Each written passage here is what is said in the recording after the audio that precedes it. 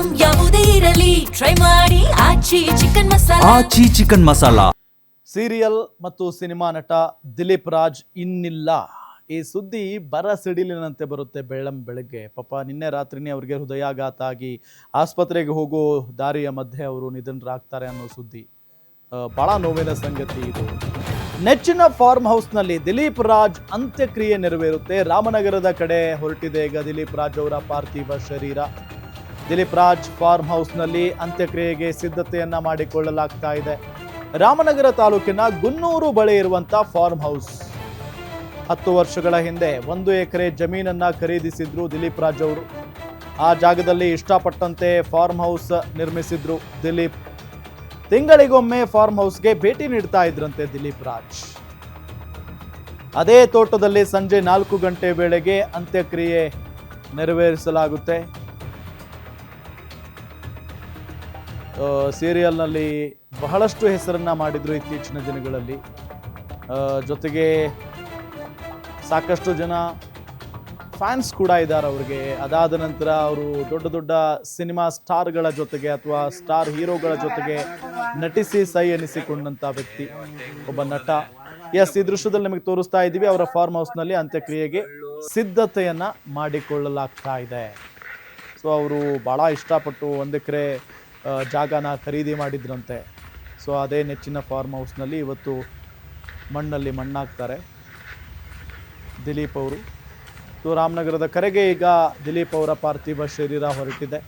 Dilip Raj form ಹೌಸ್ನಲ್ಲಿ ಅಂತ್ಯಕ್ರಿಯೆಗೆ ಸಕಲ ರೀತಿಯಲ್ಲೂ ಕೂಡ ಸಿದ್ಧತೆ ಆಗ್ತಾ ಇದೆ. ರಾಮನಗರ ತಾಲೂಕಿನ ಗುನ್ನೂರು ಬಳಿ ಇರುವಂಥ ಫಾರ್ಮ್ ಹೌಸ್ ನಿಮಗೆ ದೃಶ್ಯದಲ್ಲಿ ನಾವು ತೋರಿಸ್ತಾ ಇದ್ದೀವಿ. ಇದೇ ಫಾರ್ಮ್ ಹೌಸ್. ಸೊ 10 ವರ್ಷಗಳ ಹಿಂದೆ ಇದನ್ನು ಖರೀದಿ ಮಾಡಿದ್ರಂತೆ, ಈ ಜಮೀನನ್ನು ದಿಲೀಪ್ ರಾಜ್ ಅವರು. ಆ ಜಾಗದಲ್ಲಿ ತಮಗಿಷ್ಟ ಬಂದಂತೆ ಫಾರ್ಮ್ ಹೌಸ್ ನಿರ್ಮಿಸ್ಕೊಂಡಿದ್ರು ಅವರು. ಅವ್ರಿಗೇನೇನು ಬೆಳಿಬೇಕನ್ಸುತ್ತೋ ಅದನ್ನು ಬೆಳೆದಿದ್ದಾರೆ. ಸೊ ತಿಂಗಳಿಗೊಮ್ಮೆ ಫಾರ್ಮ್ ಹೌಸ್ಗೆ ಭೇಟಿ ಕೊಡ್ತಾ ಇದ್ರಂತೆ. ಆರಾಮಾಗಿ ಫ್ಯಾಮಿಲಿ ಜೊತೆ ಎಂಜಾಯ್ ಮಾಡ್ಕೊಂಡು ಬರ್ತಾ ಇದ್ರಂತೆ. ಸೊ ಅದೇ ತೋಟದಲ್ಲಿ ಸಂಜೆ 4 ಗಂಟೆ ವೇಳೆಗೆ ಇವತ್ತು ಅಂತ್ಯಕ್ರಿಯೆ ನೆರವೇರಲಿದೆ.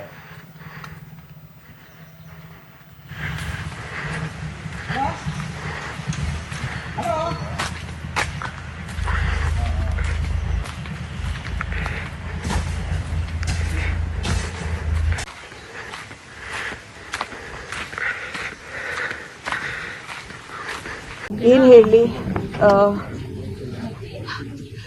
ಒಬ್ಬ ಒಳ್ಳೆ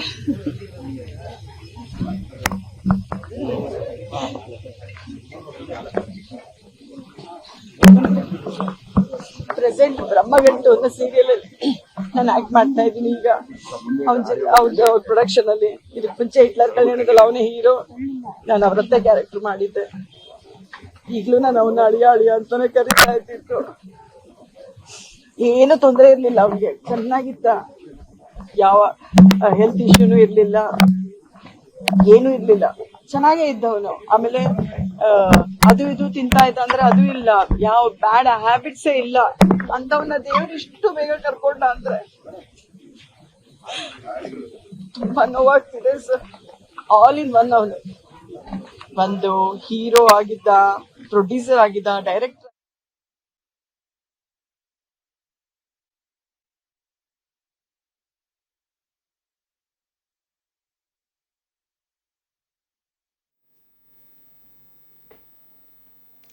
ಎಸ್, ಗಮನಿಸ್ತಾ ಇದ್ದೀವಿ. ಪಾಪ ಅವರ ಜೊತೆಗೆ ಅಭಿನಯಿಸಿರುವಂಥ ಕಲಾವಿದರು ಕಣ್ಣೀರಿಡ್ತಾ ಇದ್ದಾರೆ. ಇವತ್ತು ಪ್ರತಿಯೊಬ್ಬರು ಕೂಡ ಬಂದು ಅಂತಿಮ ದರ್ಶನವನ್ನು ಪಡೆದುಕೊಂಡು ಹೋದರು.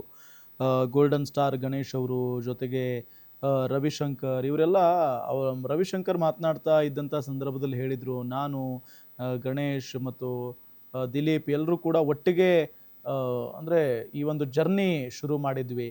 ಬಟ್ ಅದಾದ ನಂತರ ಈ ರೀತಿಯಾಗಿ ಆಗಿರೋದು ಭಾಳ ನೋವಿನ ಸಂಗತಿ ಇದು. ಜೊತೆಗೆ ಸಿನಿಮಾ ಒಂದು ಒಳ್ಳೆಯ ವ್ಯಕ್ತಿತ್ವ, ಜೊತೆಗೆ ನಟ, ಅವರನ್ನು ಸರಿಯಾಗಿ ಬಳಸ್ಕೊಳ್ಳಿಲ್ಲ ಸಿನಿಮಾ ರಂಗದಲ್ಲಿ ಅಂತ ಕೂಡ ರವಿಶಂಕರ್ ಅವರು ಹೇಳಿದರು. ಇನ್ನು ಸೀರಿಯಲ್ ಅಂತ ಬಂದಾಗಲೂ ಕೂಡ ಅಷ್ಟೇ, ಅವರಿಗೆ ಅದೃಷ್ಟ ಇರಲಿಲ್ಲ. ಸೊ ಈ ರೀತಿಯಾಗೆಲ್ಲ ಹೇಳಿಕೆಯನ್ನು ಕೊಟ್ಟರು. ಬಟ್ ಈಗಲೂ ಕೂಡ ಕೇವಲ 47ನೇ ವಯಸ್ಸಿನಲ್ಲಿ ಅವರು ಇದರಿಂದ ಹಾರ್ಟ್ ಅಟ್ಯಾಕ್ನಿಂದ ಮೃತಪಡ್ತಾರೆ ಅಂತ ಅಂದರೆ ನಿಜಕ್ಕೂ ಕೂಡ ಆ ವ್ಯಕ್ತಿಗೆ ಅದೃಷ್ಟ ಇಲ್ಲ ಅನ್ನೋ ನಿಟ್ಟಿನಲ್ಲಿ ರವಿಶಂಕರ್ ಗೆಳೆಯ ಭಾಳಷ್ಟು ಭಾವುಕರಾದರು ಈ ಸಂದರ್ಭದಲ್ಲಿ. ಜೊತೆ ಗಣೇಶ್ ಕೂಡ ಅಷ್ಟೇ, ಗೋಲ್ಡನ್ ಸ್ಟಾರ್ ಗಣೇಶ್ ಅವರು ಕೂಡ ಆಗಮಿಸಿದರು. ನನಗೆ ಮುಂಚೆಯಿಂದನೂ ಗೊತ್ತು, ಒಳ್ಳೆಯ ಸ್ನೇಹಿತ ನನಗೆ, ಬಟ್ ಈ ರೀತಿಯಾಗಿ ಆಗುತ್ತೆ ಅಂತ ನಾವು ಯಾವತ್ತೂ ಮನಸ್ಸಲ್ಲೂ ಅಂದ್ಕೊಂಡಿರಲಿಲ್ಲ, ಇದು ಭಾಳ ನೋವಿನ ಸಂಗತಿ ಅಂತೆಲ್ಲ ಭಾಳಷ್ಟು ದುಃಖವನ್ನು ವ್ಯಕ್ತಪಡಿಸಿದರು ಗೋಲ್ಡನ್ ಸ್ಟಾರ್ ಗಣೇಶ್ ಅವರು. ಸೊ ಹೀಗೆ ಸಾಕಷ್ಟು ಜನ ಕಲಾವಿದರು ಅಂತಿಮ ದರ್ಶನಕ್ಕೆ ಬಂದು ಅಂತಿಮ ದರ್ಶನವನ್ನು ಪಡೆದುಕೊಂಡು ಹೋಗಿದ್ದಾರೆ. ಜೊತೆಗೆ ಈಗ ಅವರ ಫಾರ್ಮ್ ಹೌಸ್ನಲ್ಲಿ ಇವತ್ತು ಸಂಜೆ 4 ಗಂಟೆಗೆ ಅಂತ್ಯಕ್ರಿಯೆ ಕೂಡ ನೆರವೇರುತ್ತೆ. ಸೊ ಆ ನಿಟ್ಟಿನಲ್ಲಿ ಅಲ್ಲಿವರೆಗೂ ಕೂಡ ಎಲ್ಲ ಕಲಾವಿದರು, ಅವರ ಸ್ನೇಹಿತ ಗೆಳೆಯರ ಬಳಗ ಎಲ್ಲರೂ ಕೂಡ ಹೋಗುವಂಥ ಸಾಧ್ಯತೆ ಅಂತೂ ಇದ್ದೇ ಇದೆ. ಈಗಾಗಲೇ ರಾಮನಗರದ ಕಡೆಗೆ ಪಾರ್ಥಿವ ಶರೀರ ಹೊರಟಿದೆ. ಪಾರ್ಥಿವ ಶರೀರವನ್ನು ತೆಗೆದುಕೊಂಡು ಹೋಗಲಾಗ್ತಾ ಇದೆ.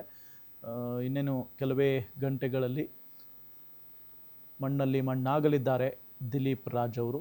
ನೋಡಿ ಅಲ್ಲಿ ಅವರ ಅಭಿಮಾನಿಗಳು ಕೂಡ ಸಾಕಷ್ಟು ಜನ ಬರ್ತಾ ಇದ್ದಾರೆ, ಬಂದು ಅವರ ಅಂತಿಮ ದರ್ಶನವನ್ನು ಪಡೆದಿರೋದು. ಇದು ಈ ವಾಹನ ಇದೆಯಲ್ಲ, ನಿಮಗೆ ದೃಶ್ಯದಲ್ಲಿ ನಾವು ತೋರಿಸ್ತಾ ಇದ್ದೀವಿ. ಈ ವಾಹನದ ಈ ಆ್ಯಂಬುಲೆನ್ಸ್ನ ಮುಖೇನಾನೇ ಅವರ ಪಾರ್ಥಿವ ಶರೀರವನ್ನು ಅವರ ಫಾರ್ಮ್ ಹೌಸ್ಗೆ ತೆಗೆದುಕೊಂಡು ಹೋಗ್ತಾ ಇದ್ದಾರೆ ಈಗ. ಸೊ ಹಾಗಾಗಿನೇ ಎಲ್ಲ ರೀತಿಯಲ್ಲಿ ಸಿದ್ಧತೆ ಅಂತೂ ನಡೀತಾ ಇದೆ.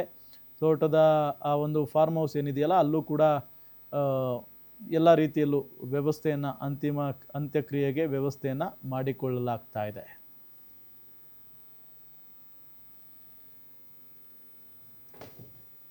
ಇದೇ ವಿಚಾರಕ್ಕೆ ಸಂಬಂಧಪಟ್ಟಂತೆ ಡೀಟೇಲ್ಸ್ ಕೊಡ್ತಾರೆ ನಮ್ಮ ಫಿಲಂ ರಿಪೋರ್ಟರ್ ಕೀರ್ತಿ ಪಾಟೀಲ್ ಸಂಪರ್ಕದಲ್ಲಿದ್ದಾರೆ. ಕೀರ್ತಿ ಪಾಟೀಲ್, ಏನು ನಡೀತಾ ಇದೆ ಈಗ? ಎಷ್ಟೊತ್ತಿಗೆ ಒಂದು ಅಂತ್ಯಕ್ರಿಯೆ ನೆರವೇರಬಹುದು?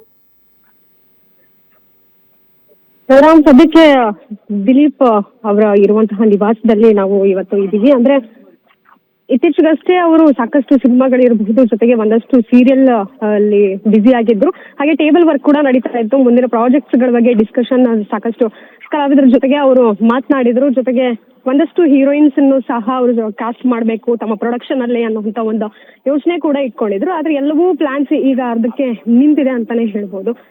ಸದ್ಯಕ್ಕೆ ಇಲ್ಲಿರುವಂತಹ ಪರಿಸ್ಥಿತಿ ನೋಡೋದಾದ್ರೆ, ಸ್ಯಾಂಡಲ್ವುಡ್ ನಲ್ಲಿ ಇರುವಂತಹ ಕಲಾವಿದರು, ಅವರೊಟ್ಟಿಗೆ ಆಕ್ಟ್ ಮಾಡೋದಂತ ಹೇಳ್ಬೋದು, ಟೆಕ್ನಿಷಿಯನ್ಸ್ ಪ್ರತಿಯೊಬ್ಬರು ಇಲ್ಲಿ ಆಗಮಿಸಿ ತಮ್ಮ ಸಂತಾಪವನ್ನ ಸೂಚಿಸ್ತಿದ್ದಾರೆ. ಇಷ್ಟು ಚಿಕ್ಕ ವಯಸ್ಸಲ್ಲಿ ಹೋಗಿರುವಂತದ್ದು ನಿಜಕ್ಕೂ ಬೇಜಾರಿದೆ ಅನ್ನುವಂತ ಒಂದು ಅಳಲನ್ನ ತೋಡ್ಕೊಳ್ತಿದ್ದಾರೆ.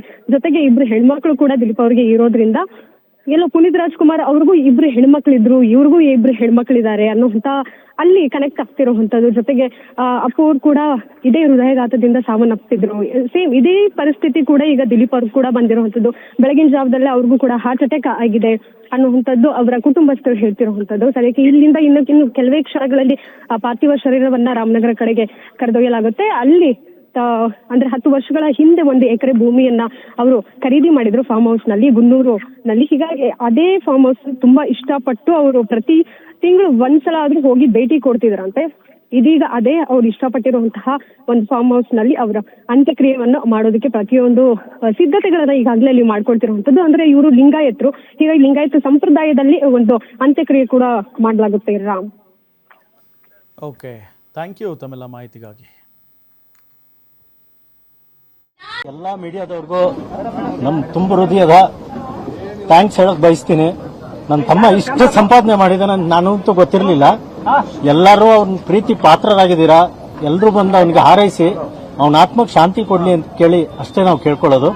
ಕ್ರಿಮೇಷನ್ ಬಂದು ನಮ್ಮ ಫಾರ್ಮ್ ಹೌಸ್ ಅಲ್ಲಿ ಆಗ್ತಾ ಇದೆ, ರಾಜಶ್ರೀ ಫಾರ್ಮ್ಸ್ ಅಂತ, ಗುನ್ನೂರು ಅಂತ, ರಾಮನಗರ ಕನಕಪುರ ಮಧ್ಯದಲ್ಲಿ ಬರುತ್ತೆ ಅದು ರೋಡಲ್ಲಿ.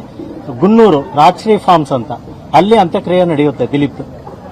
ಧನ್ಯವಾದಗಳು, ಎಲ್ಲರಿಗೂ ಧನ್ಯವಾದಗಳು. ಅಲ್ಲ, ವಿಧಿವಿಧಾನ ಬಂದು ನಾವು ಲಿಂಗಾಯತರಾಗಿರೋದ್ರಿಂದ ಲಿಂಗಾಯತರ ಸಂಪ್ರದಾಯವಾಗಿ ನಾವು ವಿಧಿವಿಧಾನ ಮಾಡ್ತಾ ಇದೀವಿ. ಅವ್ನ ಫಾರ್ಮ್ ಹೌಸ್ ಅಲ್ಲಿ ಮಾಡ್ತಾ ಇದೀವಿ. ಸುಮಾರು ಒಂದು 3:30-4 ಗಂಟೆ ಆಗುತ್ತೆ ಮಾಡೋ ಅಷ್ಟೊತ್ತಿಗೆ ಅಂತ್ಯಕ್ರಿಯೆ. ಧನ್ಯವಾದಗಳು ಎಲ್ಲರಿಗೂ. ಎಲ್ಲ ಮೀಡಿಯಾದವ್ರಿಗೂ ನಮ್ಮ ತುಂಬ ಹೃದಯದ ಥ್ಯಾಂಕ್ಸ್ ಹೇಳಕ್ ಬಯಸ್ತೀನಿ. ನನ್ನ ತಮ್ಮ ಇಷ್ಟು ಸಂಪಾದನೆ ಮಾಡಿದಾನೆ ನಾನಂತೂ ಗೊತ್ತಿರಲಿಲ್ಲ. ಎಲ್ಲರೂ ಅವ್ನ ಪ್ರೀತಿ ಪಾತ್ರರಾಗಿದ್ದೀರಾ. ಎಲ್ಲರೂ ಬಂದು ಅವನಿಗೆ ಹಾರೈಸಿ ಅವನ ಆತ್ಮಕ್ಕೆ ಶಾಂತಿ ಕೊಡ್ಲಿ ಅಂತ ಕೇಳಿ ಅಷ್ಟೇ ನಾವು ಕೇಳ್ಕೊಳ್ಳೋದು. ಕ್ರಿಮೇಷನ್ ಬಂದು ನಮ್ಮ ಫಾರ್ಮ್ ಹೌಸ್ ಅಲ್ಲಿ ಆಗ್ತಾ ಇದೆ, ರಾಜಶ್ರೀ ಫಾರ್ಮ್ಸ್ ಅಂತ, ಗುನ್ನೂರು ಅಂತ, ರಾಮನಗರ ಕನಕಪುರ ಮಧ್ಯದಲ್ಲಿ ಬರುತ್ತೆ ಅದು ರೋಡಲ್ಲಿ. ಗುನ್ನೂರು ರಾಜಶ್ರೀ ಫಾರ್ಮ್ಸ್ ಅಂತ, ಅಲ್ಲಿ ಅಂತ್ಯಕ್ರಿಯೆ ನಡೆಯುತ್ತೆ ದಿಲೀಪ್. ಧನ್ಯವಾದಗಳು, ಎಲ್ಲರಿಗೂ ಧನ್ಯವಾದಗಳು. ಅಲ್ಲ, ವಿಧಿವಿಧಾನ ಬಂದು ನಾವು ಲಿಂಗಾಯತರಾಗಿರೋದ್ರಿಂದ ಲಿಂಗಾಯತರ ಸಂಪ್ರದಾಯವಾಗಿ ನಾವು ವಿಧಿವಿಧಾನ ಮಾಡ್ತಾ ಇದೀವಿ. ಅವನ